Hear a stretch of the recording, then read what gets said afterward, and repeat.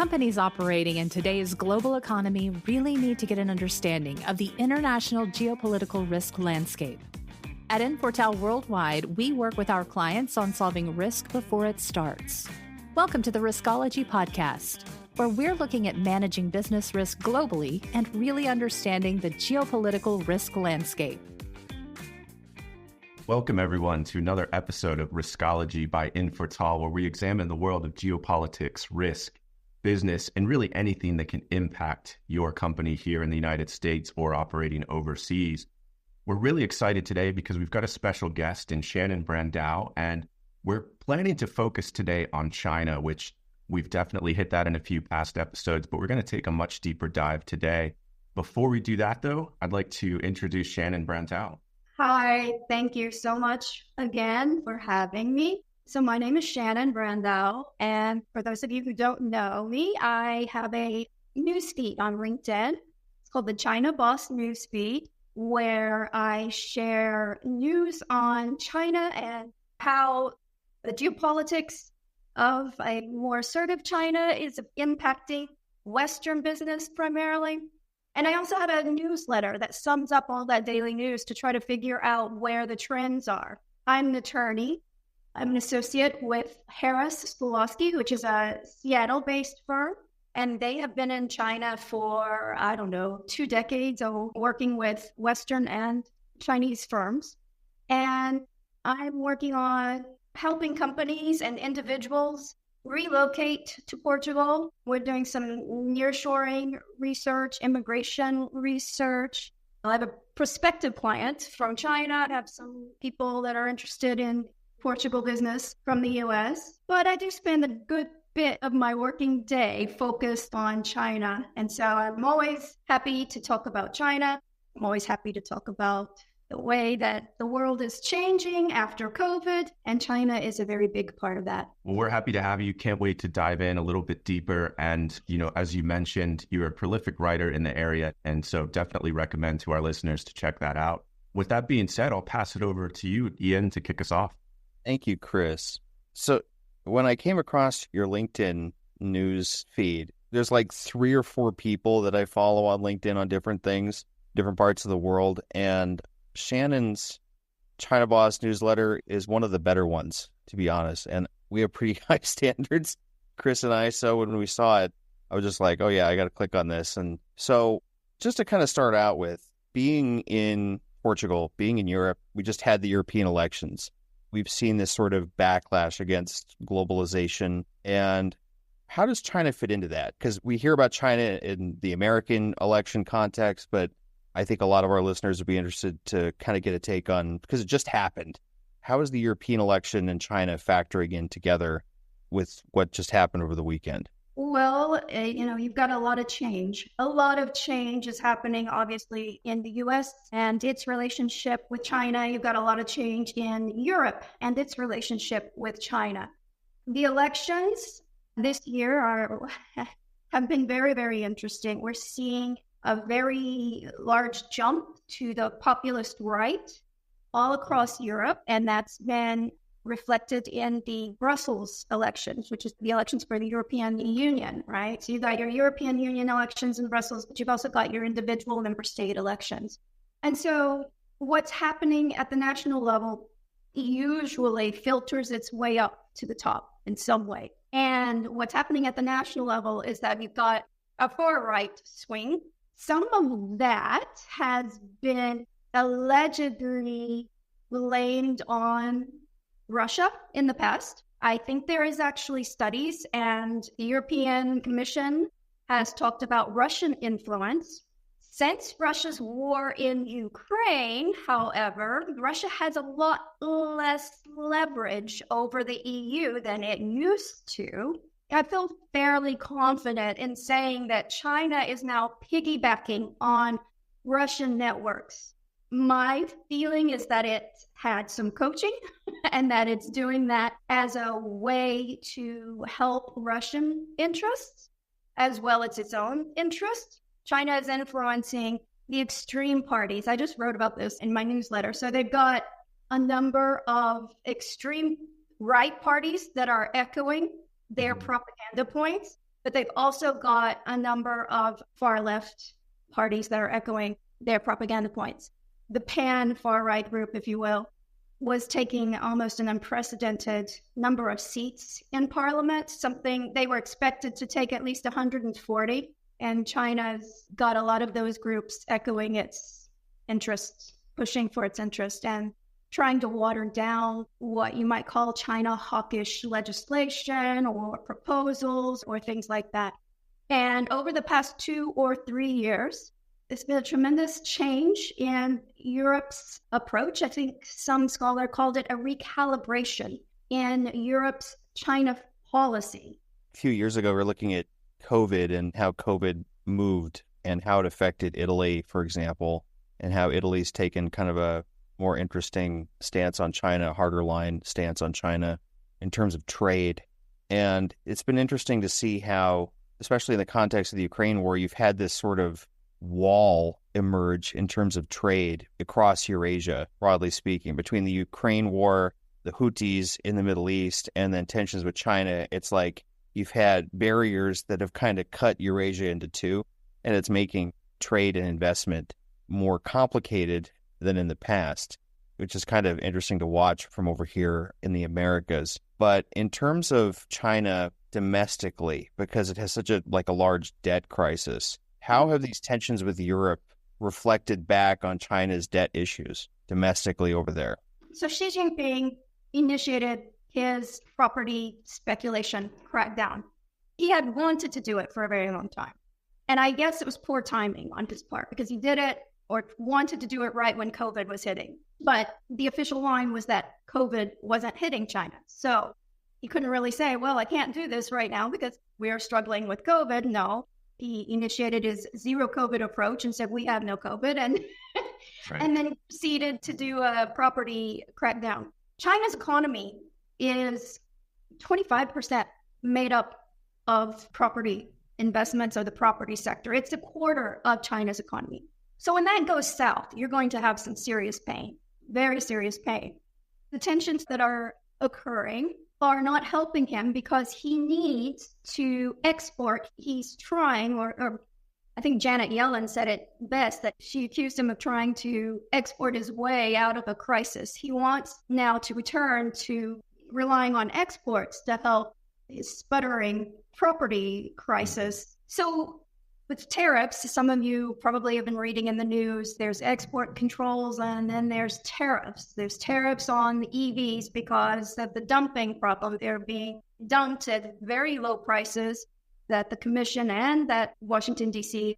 have said are due to subsidies from the Chinese government. And I would agree with that. I mean, China any sector that it wants to prevail and it wants to succeed, it highly subsidizes it.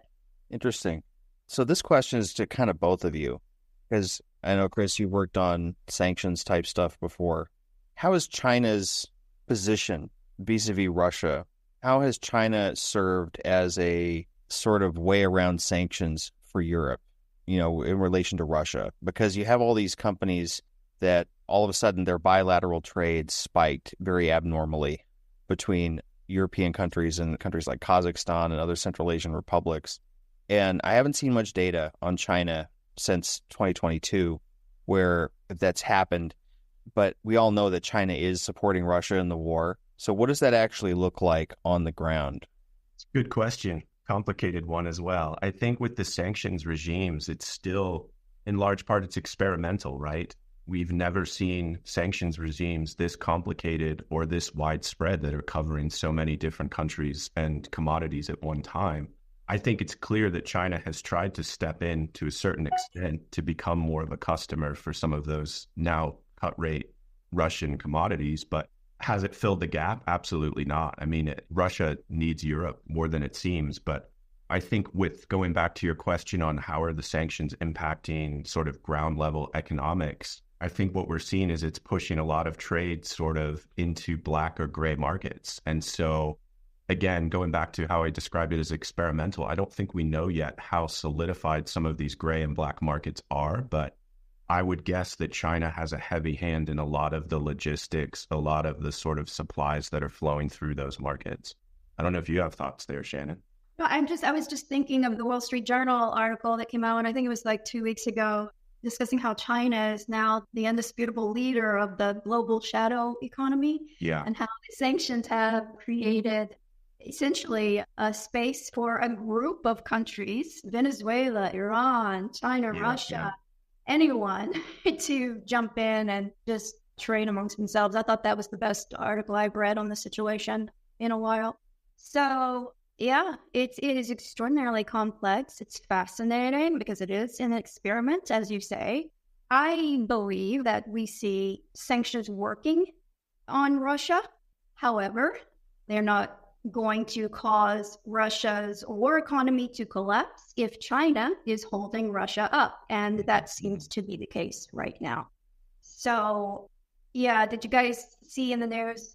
Zelensky finally lost his patience with Beijing at the Shangri-La Security Summit, and he called Beijing out for its non-neutral.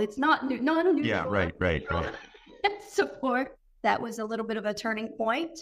Again, a very volatile period. The latest in terms of China that I know about is this warning that's come out of the G7.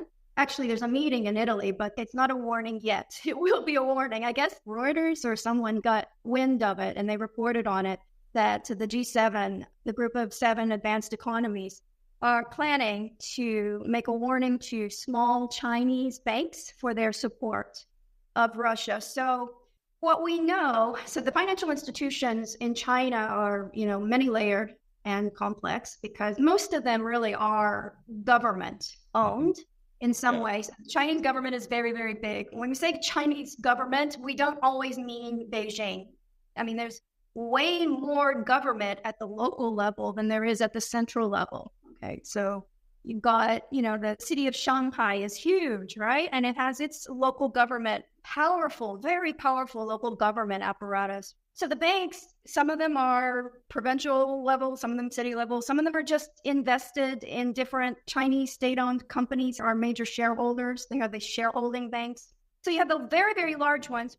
What we have seen is that they have been much more cautious. They seem to be taking the sanctions regime that is being placed on Russia quite seriously. And they have withdrawn. They don't want to be taken off the dollar. They have withdrawn their support. They are turning away and have been turning away Russian business, at least to the point where I believe it's satisfactory to Washington and to Brussels. Yeah. Those very large banks, the banks that, hold a great deal of wealth and assets. But apparently, Russia was still getting enough support, more than enough support with these smaller, mid to smaller level banks.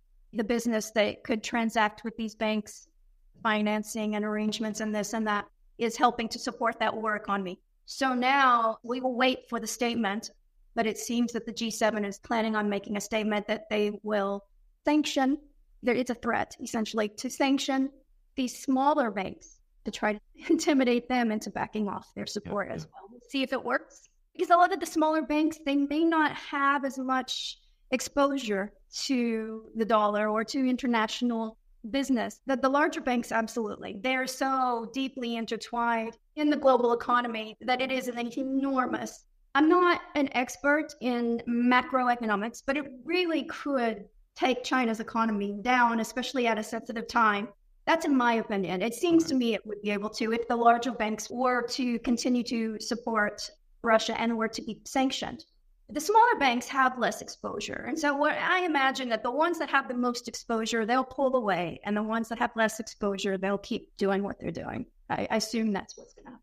Yeah, you bring up sort of this macroeconomic aspect of this. I actually taught a class on economic warfare once upon a time.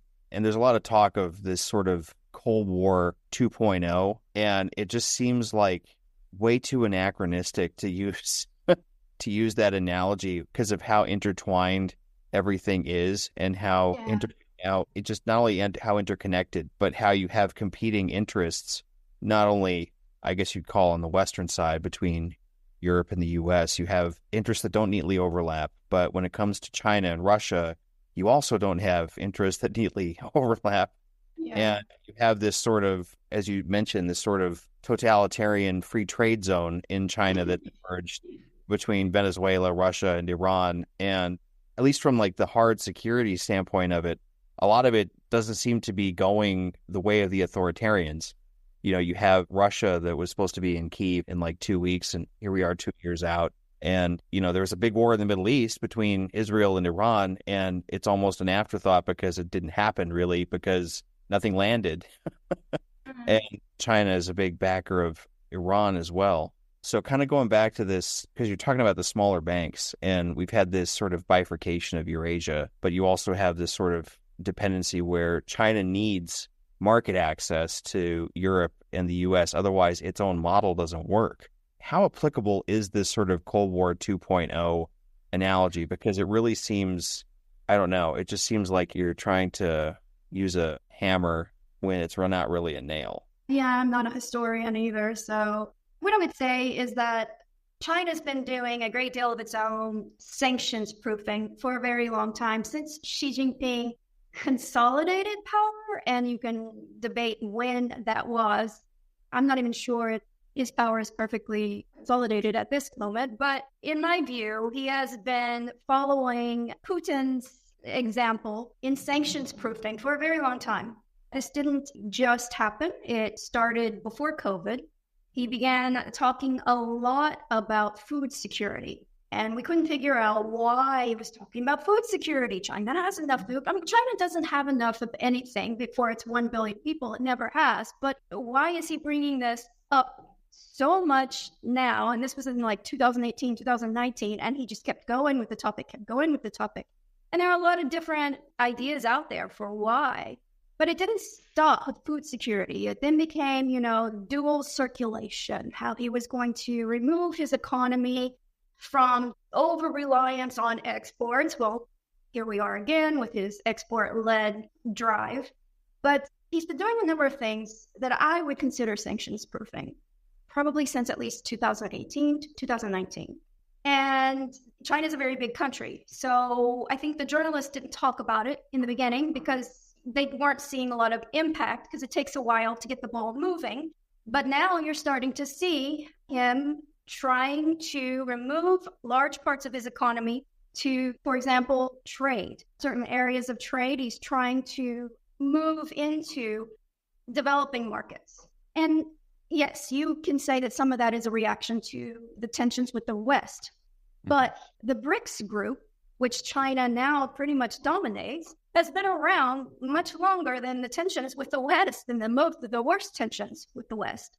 And I firmly believe that Xi's staff always saw the BRICS group as its alternative to a Western-led world order, and that they were going to squeeze in their rules, their ways onto the world using BRICS, using the BRI, using a number of these initiatives and groups to create security for themselves.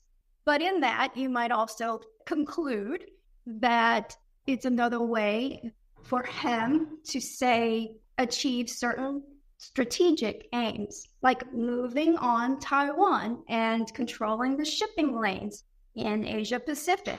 So sanctions proofing, if that's what you want to call it, going to be helpful to him no matter what he wants to do. If he's trying to protect the Communist Party, if he's trying to create a new world order, whatever he wants to do, having too much dependence on Washington and too much dependence on Europe is the same risk for him as having too much dependence on China, now that we are in opposing camps, as it is for us.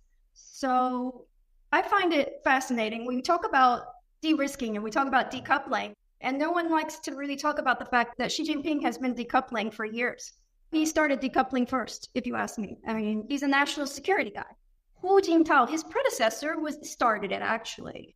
Jiang Zemin, the Shanghai group, whatever, they were all getting rich. They were all happy to open up to business. Now, they weren't happy when the Communist Party's rule and authority began to be undermined. No, because they want to hold on to power, right? But Hu Jintao and Xi Jinping have been instrumental in turning China backwards, if you want. People say backwards, or turning China away from the West. Yes. So Cold War, I don't know. I don't know what you call what they're doing. Is it a Cold War? No. I think because they're still going to be, they have to be. China has too many people to be in North Korea. I can't ever imagine that. I've tried so many ways to figure out if China is going to become just a much larger North Korea, and I can't see it happening. They have too many people. It's too big. The geography is too big. They need to trade. They must trade. They don't have enough resources. Well, in North Korea, people are starving. I understand that, you can let your people starve. That I understand. But no, I think the goal for Beijing is to create an alternative world order that they can trade in. And someone that won't push back on human rights abuses, someone that won't push back on espionage issues or Taiwan, someone that won't push back on a blockade of Taiwan, for example. They want to have their cake and eat it too. Right? Yeah. Well, I think that was a really great breakdown. A lot of great content here to unpack. I think the listeners are really going to enjoy it, and so much more I think we could even hit, but we're hitting time here. It was really great to have you, Shannon. Hope we could have you again. And again, thanks for joining us on Riskology by Infortal. Thanks. I really enjoyed meeting you guys. It was a great podcast. Thank you. Thanks for coming.